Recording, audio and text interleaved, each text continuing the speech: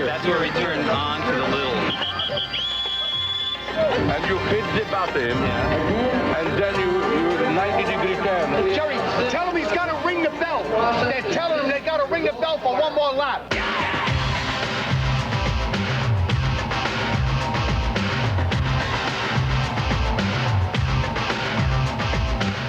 Live from downtown Minneapolis, it's the Norwest Cup.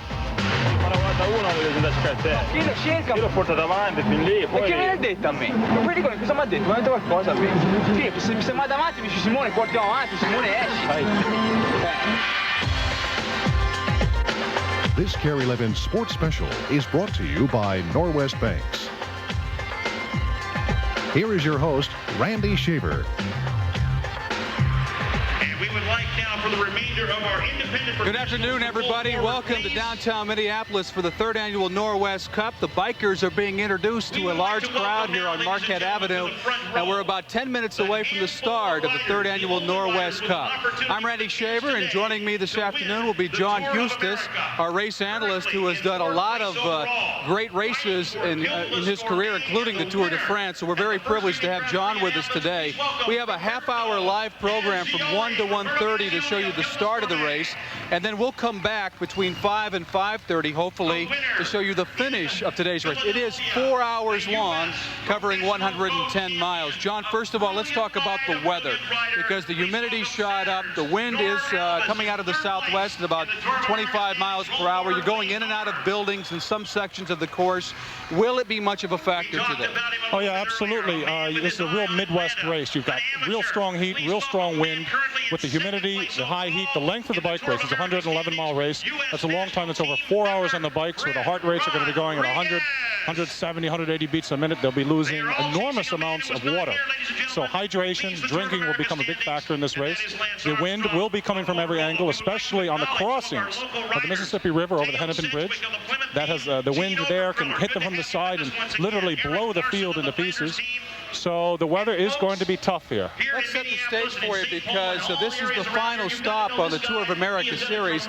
Lance Armstrong, who is the points leader, is not here. He's racing over in Moscow, my understanding, probably making more money over there than he is here, but he is over there. So the field is pretty much wide open to not only win this race, but also win the series for the year, and that's going to make for some interesting racing today. Very, very much so, and there's a really hot rider who has a very good chance of beating Lance Armstrong. That's Fred Rodriguez. He's a United States National Amateur Team member. He's come up. He's 22 years old, I believe, 21, 22, and he is very fast in the sprint and very strong, as well as Norm Alvis, the big star, the national champion from the Saturn cycling team. Very smart, very an intellectual on a bicycle, if you will, Norm Alvis. So look for him to be making some real strong and some clever tactical moves during the race. They're not only racing for points, they're also racing for money. $75,000 purse and $15,000 for first prize. Last year's champion is not here, but we're going to take a quick look back at the 94 Norwest Cup. That are here with The 1994 Norwest Cup was the final stop on the Tour of America, and with a brand new course, this race would prove to be an interesting and challenging competition. Early in the race, a breakaway formed, combining riders from every team except Motorola. Then, Brian Walton of the Saturn team broke away, but was caught with only a few laps to go to the finish. With only 2 laps left in the race, a small group formed with Steve Bauer and a number of other riders, including Ron Kiefel and Jamie Carney. Let's listen to the final sprint. We got a small group, they stayed away. Hank's group stayed away. Here they come to the line. It's the small group. We've got Motorola at the front. We've got Motorola. The winner, Steve Bauer of the Motorola team. A good field here today, and we're excited about showing you the start of this race, and it will be starting in about 5 minutes or so. So John and I will be back in just 1 minute. You're watching live coverage of the Norwest Cup. This final race in the Tour of America.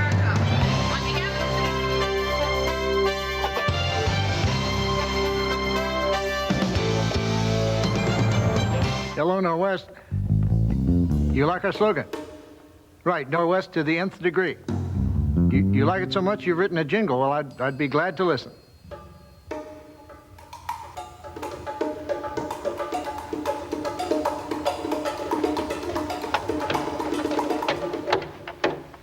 I'm sorry, I was getting down.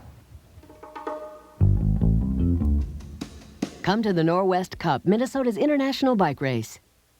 I'm Steve Thomason, Chief of Police, Spring Hill, Tennessee. Any truth to the rumor the new Saturns are a little sportier? Man, I don't know how they could get much sportier than what they are now. Any truth to the rumor you just got a new radar gun? Yes, sir, a little bit more state of the art. How does it work? Simply point, shoot, and write it up. You know, you could just raise the speed limit. No, sir, we're going to leave it at 30, and hopefully that everybody will be driving that way until they get out of town. Well, what if they don't? Make my day. Please welcome also the president of International Cycling Productions, the organization that put this whole event together, Michael. Welcome back, everybody, to the downtown Minneapolis in the Norwest Cup, the third annual. We're getting ready for the start of the race, and there's going to be a moment of silence here for the rider who was killed in the Tour de France. You were there, and some of his teammates, actually close friends, are here for this race today. Yeah, actually, Andrea Perron, the man on the right of your screen, if you look on his left shoulder, you'll see the Star Spangled Banner. You'll see a black patch, right, and that's in mourning for the loss of his teammate and roommate. Actually, he was Italian, along with Fabio, and they were both on the 1992 Olympic teams. Yeah. Fabio Casatelli was the Olympic champion. We want to show you some of the course today while we have an opportunity before they start. And our apologies for talking over the anthem, but we have to get the information in. And here is the race. We are at the start-finish line, and it's going to be heading down. This is the shot of West River Road, and we're going to be following the racers during this stretch. It's also on this long road where they'll have a feed point in which they will be getting some food and water and all those types of things as the race continues on. As you say, here's a shot of the Powerade feed zone right along the West River Parkway, and it's you cannot ride a 111-mile race with just one water bottle and a banana. You have to have a constant replenishment of your fluids, especially on a hot day like today. So it becomes a very interesting and crucial part of the race as the riders look to pick up their feed bags, as they call them, musette bags full of nourishment. We have another camera point on St. Anthony, Maine, as they come down what has been termed Suicide Corner at this race, where they head onto the cobblestones and head on down St. Anthony, Maine, heading toward the Hennepin Bridge. Any strategy in this area? Because I know a lot of races aren't going to go into this corner very fast. They know to take it easy, at least through this stretch. Sure, there's some specialists who are very good on cobblestones and bricks. Now, it's not raining, so that evens things out a little bit. When it's raining, you have some real specialists who can just blast around turns like that. But the main tactic is to be in the front on a tight turn like that. You talked about the weather conditions on the Hennepin Bridge, and here's a shot of one of our camera shots, and you think that with the wind the way it's blowing, that could be an interesting place on the race. You'll see the riders stacked up side by side. One rider in front, the next one will be to his side on his hip, the next one on his hip, and an echelon, almost like the stripes on a sergeant's jersey, an echelon. And that is a protection against the wind, and they actually sort of revolve down the road. And from a helicopter shot, it looks like a caterpillar tread revolving down the road. The bike riders circle. So it's a very interesting part. Then we move back. Here we have a shot of the start-finish line area. And 6th and Nicollet, and we are up at, I'm sorry, not the start finish, on the other side of the race course here. As we turn up Nicollet and head up towards the Loring Park area. Right. One of the few long straightaways in the race. You'll see some very high speed as they blast up this for the last turns before the approach down Marquette to the finish line. Yeah, we're going to see the Loring Park area. They'll be coming off of Willow onto 14th Street and then heading up towards Marquette Avenue. We're going to, the camera, I don't know if it's going to pan or not, but you'll see as they head up around this curve, up towards Marquette Avenue. There's a pan as we go up 14th Street and then towards Marquette Avenue. And then there will be a long sprint, obviously, up on this stretch here, the start-finish stretch. There is money to be won, not only for the race itself, but also for the sprints. I mean, there's separate money to be won. There's something called the Saturn Teamwork Challenge, and it's a sprint spot on the start-finish line for points, 10, 8, 5 points on 6 of the 14 laps. And at the end of the day, there's a 3,000 purse to be divided up. So it's an extra race within the race, something to amuse the crowd here at the start-finish line. I think they're waiting for us as they're ready to start the race, and we're about just a few seconds away. And obviously, John, when they take off, you can kind of fill us in on, is there any strategy at all at the start of this race to get out in front of the pack or just to take off? What do you do here? Yeah, it's just very kind of get important yourself to start, clear, especially on a tight, twisting race course like today's. The race is in the front. There's some races where you can sit in the back and get sucked along in the field, if you will, and then make your move later. In a race like today, you better be near the front the whole time, because with the turns, and off they go. I think we have the start of a bike race. There they go, the third annual Norwest Cup, 110 miles through downtown Minneapolis, taking off right now as you see the start of the race. As I said, we'll be able to bring you live coverage up until 1:30. This race lasts 4 hours, so if you're interested in coming down to downtown Minneapolis, there's a number of great locations to watch the riders down here. You may notice cars following the riders as they're heading off. These are the guys, their team directors, or whatever they're, you know the proper term, are the guys that are following them on the radio with the riders, giving them strategy. There is a lot of strategy involved in this race. Tremendous. You know who tend to find bike racing, understand bike racing, are ex-football players. They get into a bike race. Number one, they have a high pain threshold, football players, so they get onto the bikes and they can go really hard. They're really good work ethic. Also, they tend to understand the tactics, because a bicycle racing team is divided up almost the same way a football team is. You have a lot of various positions and functions within the team, but I think we're going to go back to that after this break. Yeah, there is a lot of strategy involved, and we'll talk more about that. We're also going to get a demonstration on the food and water source for these riders as they take off. We are underway. The third annual Norwest Cup in downtown Minneapolis. Stay with us. More live coverage coming your way. Hello, Norwest. What time is it? It's midnight. No, you're not disturbing me. I'm a 24-hour banker. You're having trouble sleeping. Well, have you tried counting sheep? And you lost count. That's why you called a banker. No, I don't mind at all. 1, 2, 3, 4. Recently, Subway asked us, Bucky and Vinny, to review their turkey and bacon deluxe. So we decided to do a little research. This is where turkey is. Where's the bacon? What do we think? It's great. We got nice, juicy turkey with all the trimmings. A fresh baked bread topped with slices of real bacon. Subway, what a sandwich. Grab Subway's new picnic pack today. Subs, Frito-Lay chips, and Pepsi for $4, and a flying disc while supplies last. And you see live coverage of the Norwest Cup as the riders are heading down West River Road. This is our first camera spot as we pick them up, and they're heading towards the first feed zone, and then they'll go on the Plymouth Bridge and around Nicollet Island, and then back on the Hennepin Bridge and back downtown. Hopefully we'll be able to show you about one lap live of the race. And again, as you talked about, John, this part of it here is just to kind of get yourself cleared out a little bit, find some room to move. And when does the strategy really begin in this race? When the teams start to work and do the things that they need to do in order to win this race? When do you start to see that? The strategy starts right from the moment the gun goes off. At the front of that field, you saw the blue jerseys of the Motorola team. Well, the Motorola team is under instructions now to control the race. So they've got one of their men who will maybe only ride half of the race or 3/4 of the race. But his job will be to control the race. How does he do that? Stay in the front, make the pace. If anybody attacks, makes an attack, he goes with them. Make sure that there's always a Motorola presence in the front of the race, whether that's at the front of the field or at the front of a breakaway group. Meanwhile, he's saving his teammates. His teammates, if he's at the front doing this work at the front of the race, his teammates can coast along, they never coast along, can ride along in the slipstream and save themselves for moves later on in the race. We're seeing the riders now along West River Road heading towards where the feed zone area is going to be, and then we're going to lose visual contact with them for a while until they get over to St. Anthony, Maine.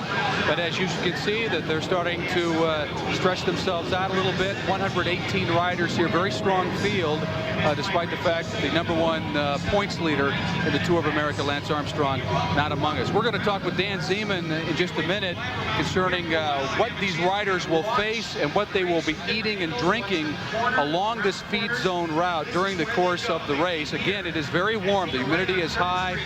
The wind is going to be a factor, especially as John said, on the Hennepin Bridge. So we're going to see a lot of different factors in the course of this race. Right away, you just saw a group detach itself from the field. The American bike racing professional circuit is one of the most aggressive and dynamic in the world, and there's a good example of why it's happening.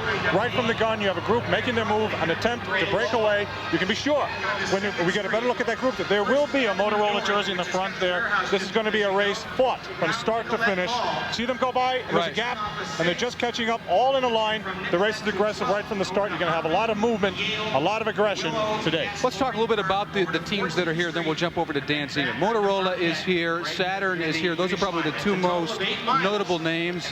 I know Chevrolet, LA Sheriff has a team and represented. There are some good racers and solid teams who have great reputations here. Oh, it's a very good field. Excellent field. Now, you have the Saturn team, the national champion Norm Alvis, former national champion Bart Bowen, Ron Keeble, Tour de France veteran, Mike McCarthy, former world champion. Great team. We have very good teams in the States. The Chevrolet LA Sheriff, big favorite Malcolm Elliott, the big man from Leeds in England, I believe. Super fast sprinter. He's a real danger man for today. Motorola team, of course, two men coming right out of the Tour de France, Frankie Andreu and Andrea Perron. Montgomery Bell, USA national team. Excellent team. There's a lot more. We'll talk about them as the day goes on. All right, John, we're joined now by Dan Zeman, who is with us now. And Dan, as you probably know, is on our KARE 11 at 5 o'clock on a regular basis to talk about nutrition and that type of thing. How important is all this today? Here's the feedback. One of the things that's interesting about cycling compared to any other endurance sport, these attacks are very, very crucial that they have enough fuel. And so we've now gotten away from the carbohydrate loads the night before to food on the race course. In other words, we know that their livers will only hold about 1,600 calories and they need about 4,000. So you can see that they really have got some new stuff. The Endura has now got glucose polymers in. They go right in the stomach. They go right in, offer them fuel while they ride. Powerade is another one. Most of them are water-based now. You see some of the older stuff where we used to have like Fig Newtons. I'll let you have these. I've eaten 20. I bet those are warm. I bet those are really good today. Nice and gooey. But real food too, you know, like bananas, grapes, and things they really have gone away from because they can't get them in quick enough. And they can't get, because the races are, as you said, American racing is fast and they need calories now. They can't wait for them to go through the stomach and get digested. So this is like astronaut food. Yeah, exactly. But how many calories will they burn out here, and can they replace a vast majority of that during the race? You'd probably guess 600 or 700 an hour, and at 5 hours, 3,000. But the problem is 95% of them are going to be carbohydrates. And so you automatically realize if you only come to the race with 1,600 calories of carbohydrates, you don't have enough. You ran out of money at about the 2-hour mark. So these foods go in quickly because they're water-based and they have glucose polymers in. They get right in, they get right to the muscles, and they allow these folks to do those breaks, which you know is the whole racing is about getting breaks and going out. It's not like burning fat for the average recreationalist goes out and tries to ride a bike and try to then say, well, I want to lose some fat so it's a good recreational sport. This is about winning. This is not about trying to finish this race. Right. Fitness wins, as I heard you tell Steve Hague today. Yeah, and the same with Norm. You know, the problem is, one of the things that's very interesting about today with the heat, they're going to lose as much fluid as they will. So now it's a whole new equation, and that's what makes this race tough. What does it taste like? Oh, that's the big question for me. Well, and I'm not trying it. I'm telling you that right now. The Powerade and the Enduras aren't bad. You can go ahead and taste them if you want to. But no thanks. I would stick to water. This stuff is safe? Oh yeah, you'll find it's great. You'll start talking a mile a minute though pretty soon. Probably so. So this is what the riders will be eating and drinking along the course as they make their way through the 110-mile race here at the Norwest Cup. Dan, thanks very much. Appreciate it very much. They are now heading down 3rd and Main as we see a live picture heading towards St. Anthony, Maine. And this again is that corner, John, that we talked about. And I talked to some of the riders this morning, and I said, obviously, we're going to take it easy through Let's here. see who the first man is around the suicide turn. It looks like a Saturn rider. See them bounce over the cobblestones. The bikes are floating underneath them. They're barely perched on the saddles and the handlebars. Obviously, blue jersey, the Motorola. Do you see how in a tight turn the field gets all stretched out into a long line? But look how far away. If you're in the back of the pack right now, you're just passing the turn, clack, right now. Look how far away the front of the field is. If you're back there, you have no control of the race. If 10 men escape off the front of the field and form a breakaway, and you're in the back, what are you going to do? Wave goodbye. Yeah. ciao, that's it. You're not in the race. So a race like today with the constant turns, the constant speed is a battle to stay in the front. And that's hard over a 4-hour, 110-mile period. We're going to see them go down St. Anthony, Maine, then they'll get on the Hennepin Bridge. And again, John talked about the weather conditions. The weather conditions are very hot.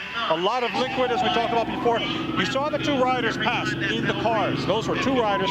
One of them, I'm guessing, but it's a good guess, had a flat tire. Stopped his team car, the following team car, made a whack, whack, whack, 10-second wheel change like that. His teammate put on the brakes, waited for him. Yeah, they both had the same jersey. Now the two of them will take turns sharing the pace to get back to the field. And that's called drafting, where they will go in front for a while, then they'll let the other cyclists behind them come up just to deflect the wind. Exactly. Here's a perfect example. Yes, here are two riders in front. Montgomery Bell and the Saturn team. Motorola team not involved in this breakaway. Two men breaking away from the gun.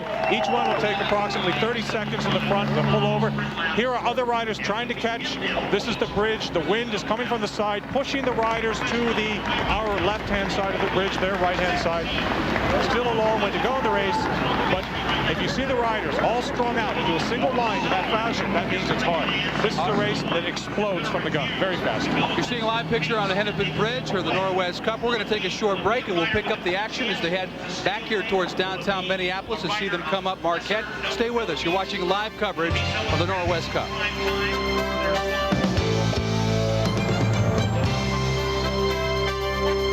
Hello, Norwest. Yes, we have free checking. How much is the service charge? Well, zero. Minimum balance, zero. You want me to add that all up?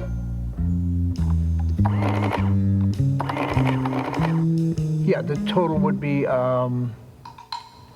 zero.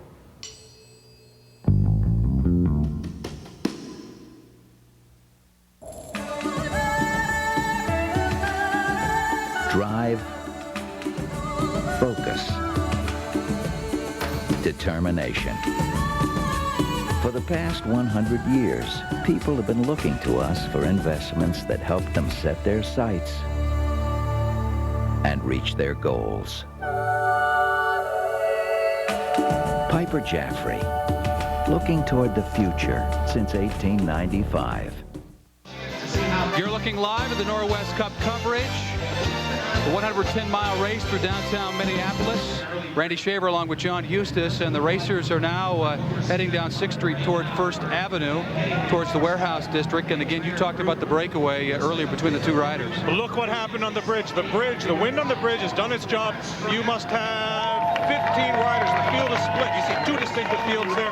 The two men in the front were caught by, looks like 10, 12 more riders. Those two desperate to catch back on. They will catch the train. But now here in back of the field, there's a big chase on. You cannot let the field go away like that. You cannot let the field split because your race is over. The 15 men get together at the front of the race like that and work together.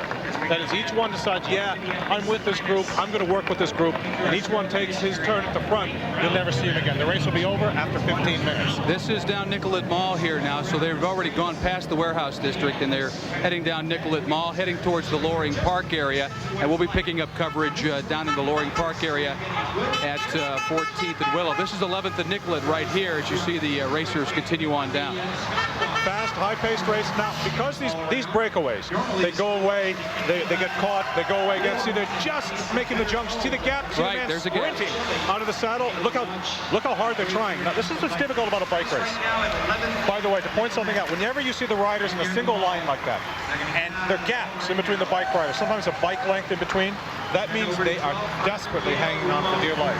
The difficulty about a bike race, and also the problem for runners who take up bike racing to adapt, is the fact that right from the gun, you could have your heart rate all the way up to 190, 210, right from the gun, and you'll have maybe 20 minutes of effort, flat-out effort, and then they'll fight. The breakaways will go away, they'll come back, and the race will fight to try to break up in the beginning of the race. Then, everyone sort of say, you know what, this thing isn't going to break up till later. And then they'll calm back down for a while, and they'll slow the pace right back down. So there's no constant high pace or constant pace as you have in running, where you have, oops, there goes the start list, where you have one rider sort of break away slowly in a running race, a marathoner will pull away slowly. You have these sharp attacks where they sprint away, try to break themselves away from the slipstream, break the other riders out of their slipstreams, and so you have these real accelerations. The heart rates go up, down, up, down, up, down throughout the whole day, and that's one of the reasons that makes the sport so difficult. One of the things as we see them now on the course again, that TV does not do justice is the speed of the cyclists. How fast are they going? How fast can they go? And I know that varies depending on how the race is being paced at any particular time. Well, right now, we saw the rider going fast at the front, looking around to see who was on his field, in his slipstream. I'm getting excited here because the race is breaking up. But look, it's breaking up again here where they're on the attack, where they're making a move to escape. And see the blue jersey, the Motorola team, ever vigilant. They will never be far from the front, those boys. They're too strong, too good. 35 miles an hour, they're going down the road right now. No problem. I think they just made the turn onto 14th Street. Yeah, they're heading up towards actually Marquette Avenue, so they'll be coming down downtown here quickly by us. Now, if you're in that second group right now, and you look up the front, you see those group, you have 1, 2, almost 3 groups. You're in trouble. And you see blue jerseys of the Motorola team in front. Look at the gap. See that gap? Right. That's 200 miles for a bike rider, that gap at this point. Because that's so hard to close that gap, right? 200 miles, so to speak. But it's going to be very aggressive. You see a lot of these breaks coming and going the whole day. We have, of course, a lot of terminology that John has been throwing out a lot more than I have today. But we want to kind of get you caught up on some of the terms involved in cycling. Here's Tim McNiff. So, Jeff, we're anxiously awaiting as we're... A hammering is a steady, very strenuous pedaling. It's also called jamming. We'll throw in a French word for you now, peloton. That refers to the field or the main pack of riders. An attack is a sudden attempt to get away from a rider or a group. As a rule, most teams won't let this guy get away. If you're drafting, you're riding closely behind another rider. The lead rider will expend up to 30% more energy because he's going straight into the wind. Now that pocket of air that drafting creates is called the slipstream. Riders will settle in here and take it just a little easier. Bonk is also known as hitting the wall in marathon running. It's when a rider completely runs out of energy. And here they come down Marquette Avenue. They're going to come right by our location. John, give us an idea of what's going on here. What's going on is you have a flat-out bike race. The first lap, you've seen at least 3 breaks in attempts. We're going to look over our shoulders, give you an idea at the front. Jeff Pierce of the Chevrolet Sheriff's team, the Saturn team. The field is all back together again, but already with more than 100 miles to go, this field is stretched out, and the riders are wearing out as they go by. It's going to be a tough race. I don't think you're going to have a pile of finishers at the end of today. You know, because if they keep the speed up, the race is going to get broken up into bits, that's for sure. Is this normal the way this first lap has gone? I mean, we've seen some breakaways. We've seen the pack catch up. On the bridge, we saw the pack catch up. In this location down Marquette, we saw them catch up again. Is this the cat and mouse game we're going to see all day? That certainly is, and it's the character of the American professional racing circuit. Often, the European races, they'll start more slowly and they'll sort of ride, and then a quarter of the way through or halfway through, they'll explode into action. The American races, dynamic, they're fought from start to finish. We're going to see this sort of action the entire day. All right, you're watching live coverage of the Norwest Cup. We'll be back in just a minute. Stay with us.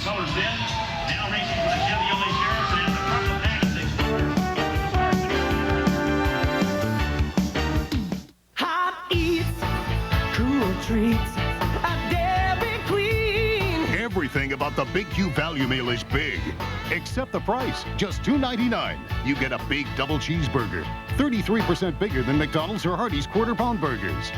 Large fries and the humongous 44-ounce Big Q Coke. The Big Q value meal. At just $2.99, you don't have to spend big bucks to get yours. Hot eats, cool treats, we treat you right. Most of us are fascinated by severe weather, watching storms roll in, counting off the miles until... Now, Ken Barlow and the KARE 11 weather team can track those storms along with you, right into your own neighborhood. Wherever you see the reds here, that could indicate, if this is your neighborhood, some very heavy rain. Super Doppler 11 is the latest in weather tracking technology, and it's only on KARE 11 News. Ken Barlow and Super Doppler 11, watching the skies in your backyard. This KARE 11 Sports Special has been brought to you by Norwest Banks.